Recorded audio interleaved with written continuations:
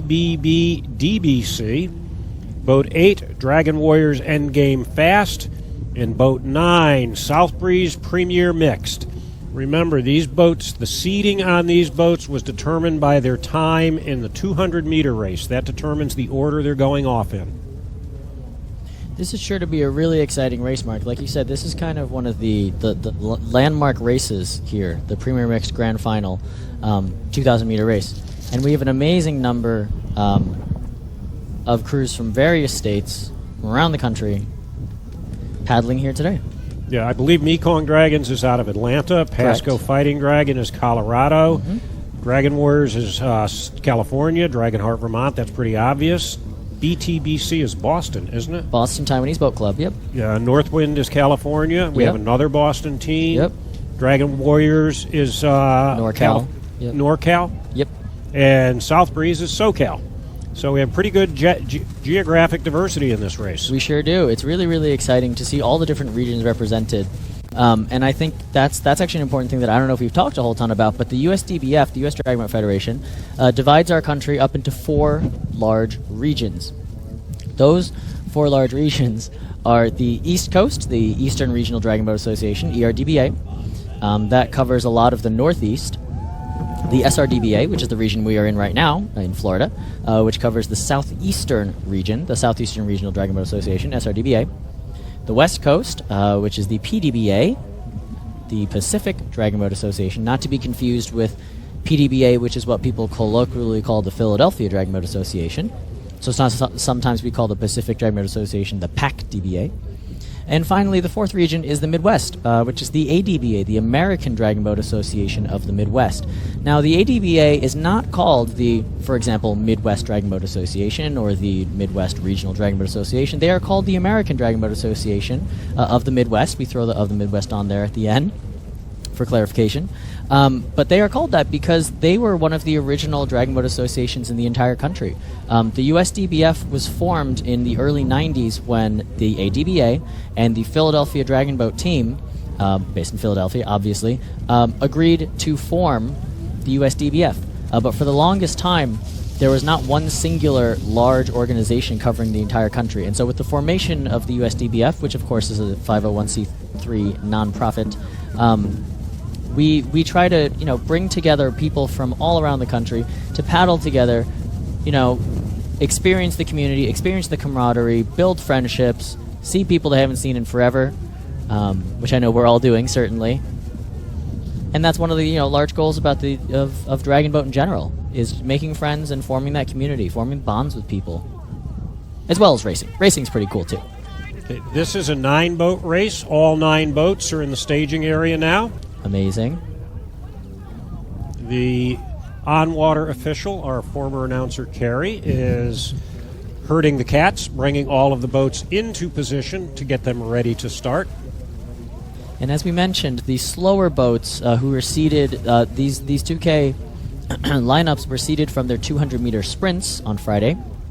And so the slower boats will be seeded first. So boat number 1s, 2, and 3 and such.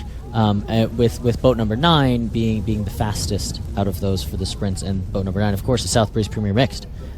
With boat number 8, SF Dragon Warriors Endgame Fast and Boston BBB in boats 8 and 7, respectively. Before we get to start, can I do out some shout-outs? Yeah, let's do it. All right, so Shaden Moises has a shout-out for his favorite Dragon Boat team in the Bay Area. Let's go, Dragon Warriors. Last race of the weekend, lay it down and paddle home, from Shaden. And from the entire team, we're so proud of you. Shout out to our little drummer Penny, our amazing paddlers Fernando, Suchan, Sophia, Kevin, Peter, David, Ben, Jack, Fenton, and Kimmy, Christine, Alice, and our terrific steerer Terry. Also, hi, Coach Matthew. Your favorite East Coasters from Han.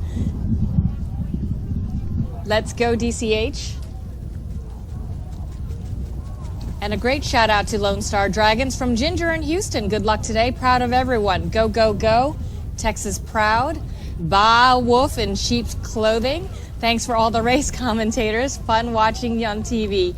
Replays are awesome. Thanks. We love the replays too here up in the commentators booth.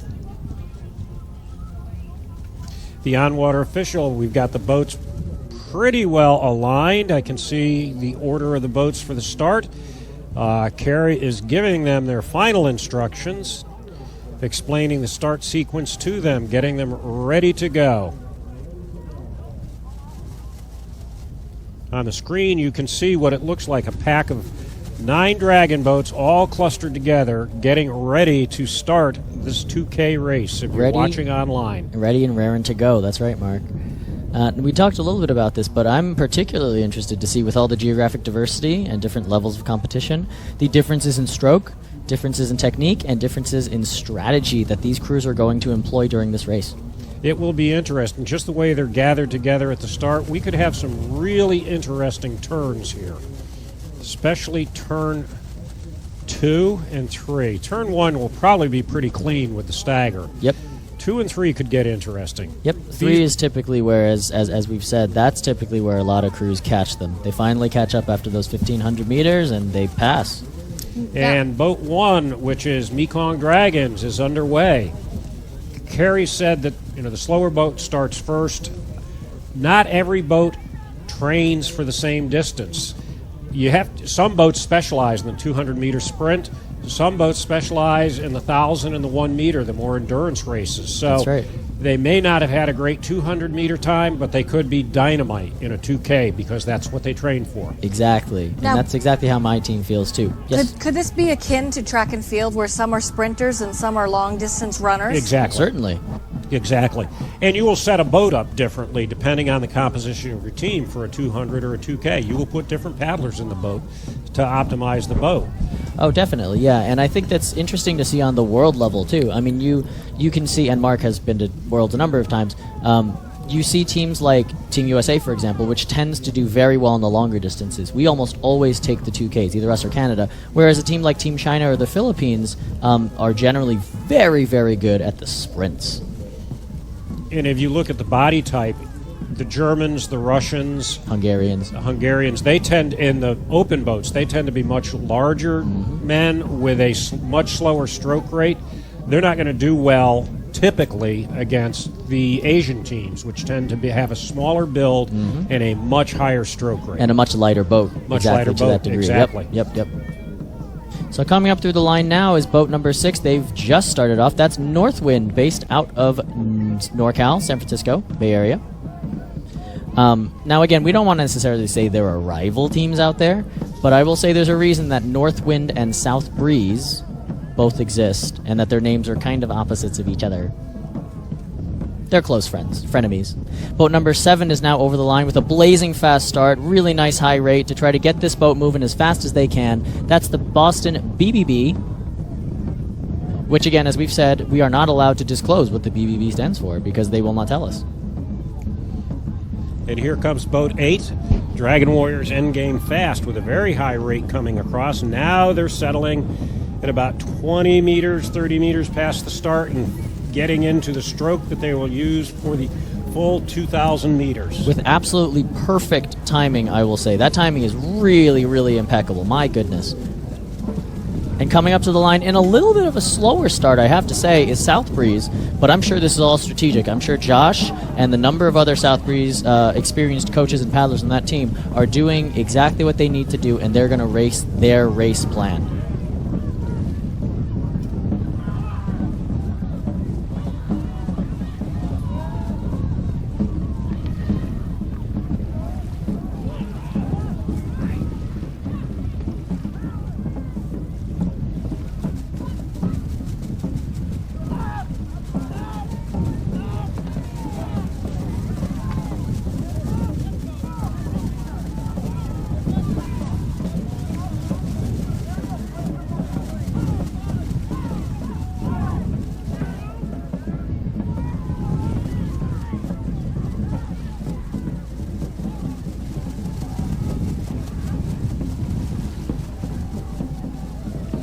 Now, just through the first turn, we have a number of crews. It doesn't look like we have any action yet. As Mark said, the first turn, it's sometimes kind of hard to catch a team on that first 500 meters.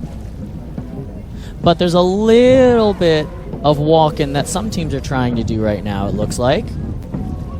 Looks like DW Endgame Strong is trying to walk up on Pasco Fighting Dragons. Again, Pasco being the Philippine American Society of Colorado, excuse me. Mekong Dragons is actually stretched out. They are. The stagger from the start. This may be a true 2K team versus a 200-meter team. Yeah, exactly. This may be what we're seeing. Yeah, exactly like you were just saying. Maybe Mekong Dragons specializes in the 2K. They are very handily fighting off and fending off the teams behind them, and they have widened that 15-second gap. Very nice, Boat 1. Very nice, Mekong. Ooh, we can see some of the wash right now. Northwind, boat number 6, is getting hit with a ton of wake off the front of their bow. Oh my goodness. And that's one of the things that's really hard to see on this live stream or on video, and honestly even in person, is knowing how much wind there is and knowing how much wake there is on the course in general. With this many boats, with 9 boats on the water, standard boats especially, that displace so much water, waves, wakes, they're thrown all over the place. And that's one of the challenges when you're trying to overtake. You've got to get over that wash. And then once you get over the wash, you go downhill. That's right. Now, Mekong Dragons are just going through their second turn. They clearly, all by themselves, could have taken that inside corridor, but it looks like that steerer either couldn't cut it or chose to take the outside for whatever reason. Now coming into the second turn is SFDW Endgame Strong. They have the inside line with their neon yellow hats, so Pasco Fighting Dragons are going to have to take the outside lane and give way to them. And SFDW is, in fact, taking that advantage. They're cutting nice and close to the buoy. Pasco is going way far out. They could have stuck in a bit closer. The steerer is trying to dig that oar in, but it's not quite deep enough. He needs to raise that oar further up so it's more vertical. Dragonheart Vermont is taking advantage of this, and they're cutting inside, and we're going to see if they're going to be able to pass Pasco on the inside this corridor. And even if you're not challenged, as we saw Mekong do, it is perfectly acceptable to go outside if you would like to. Exactly, Mark. Yes, you can take whatever line you'd like, and it looks like BTBC Titans are doing that right now. They are doing that as well. But their fellow Bostonians behind them, boat number 7, Boston BBB, are going to do the opposite of that. They're going to cut in real nice, close to those buoys, inside that turn corridor. This turn corridor is only 5 meters across, and there are buoys on both sides, so it's very, very easy to stay inside both. Dragon Warriors Endgame Fast, boat number 8, is now going into that turn as well. They're going to follow very closely behind Boston BBB. We're going to see if they can try to catch them later on, but it looks like South Breeze is unfortunately not catching up to DW as fast as I personally would have expected them to, although DW is of course a very, very strong team. That steer is really pushing down on that oar, really making that turn nice and beautifully tight. I think this is Keith on the helm here, down with South Breeze Premier Mixed, looking very strong. And he's drifting his boat over. Beautiful. That's a beautiful 2K turn right there. Very nice job. Northwind is having a very strong run in boat 6. Yeah, oh my god. They have made up the stagger to boat 5. They're really having a strong race. Whew. That boat is flying right now, and the technique and timing are absolutely perfect there. I know I say the word impeccable a lot about timing, but truly, Northwind, congrats and props to you guys, because that you look incredible right now.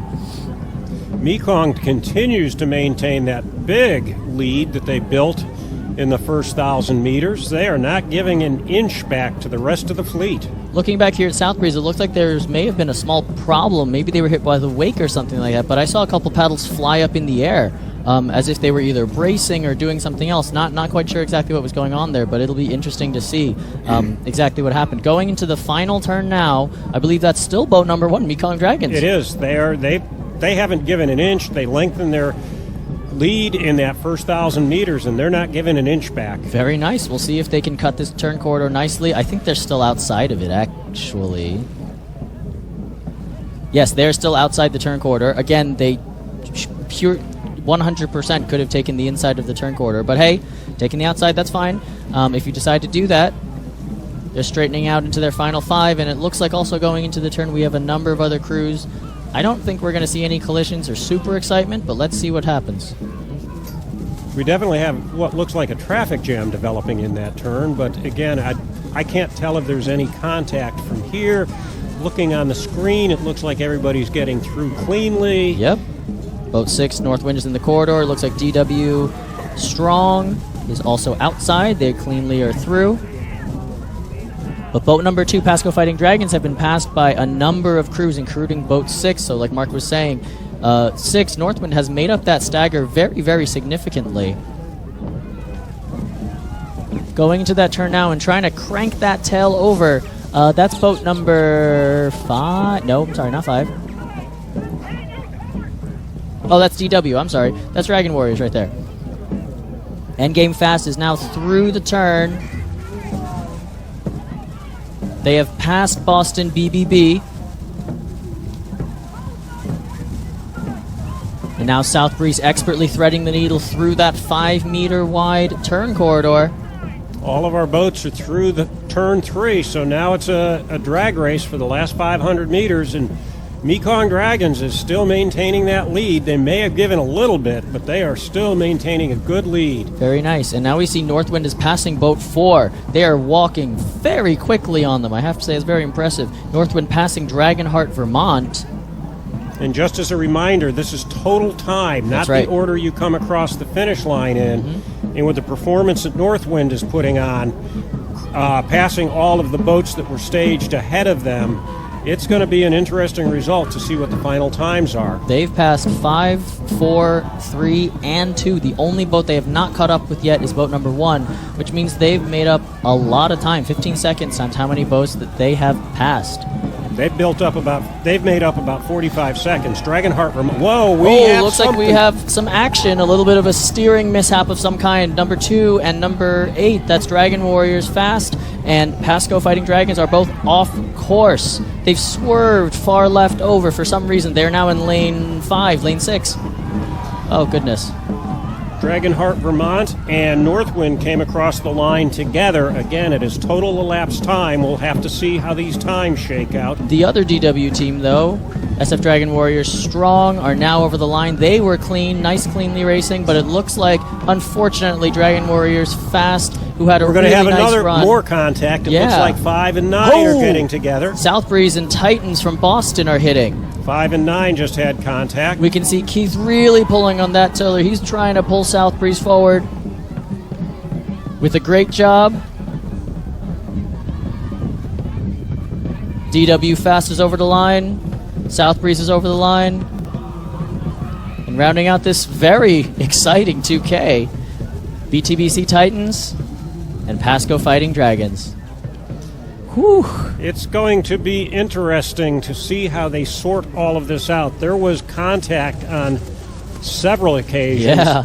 I did not see it clearly, but when the looked like 2 and 5 suddenly, or 2 and 8 suddenly wound up over in the far side of the course. That could have been a contact situation as well when I first looked up and saw what was going on. I'm a little uncertain there, so I'm not going to make that call. It's going to be up to the officials to sort this one out. Yeah. Oof. And I see a number of official boats clustered together down near turn 3, probably conferring to see what's going on. I'm speculating there, but that would not be uncommon.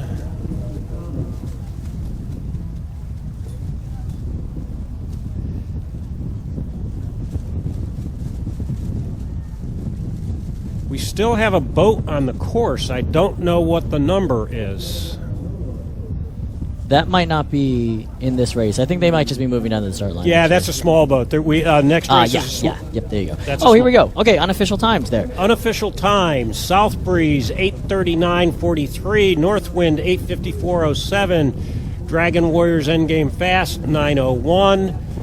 Fourth is Boston BBB DBC, 9:08. Dragonheart, Vermont, 9:23.62. BTBC Titans, 9:58.17. Dragon Warriors Endgame Strong, 10:02.63. Mekong Dragons, 10:09.41. And Pasco Fighting Dragons, 10:54.46.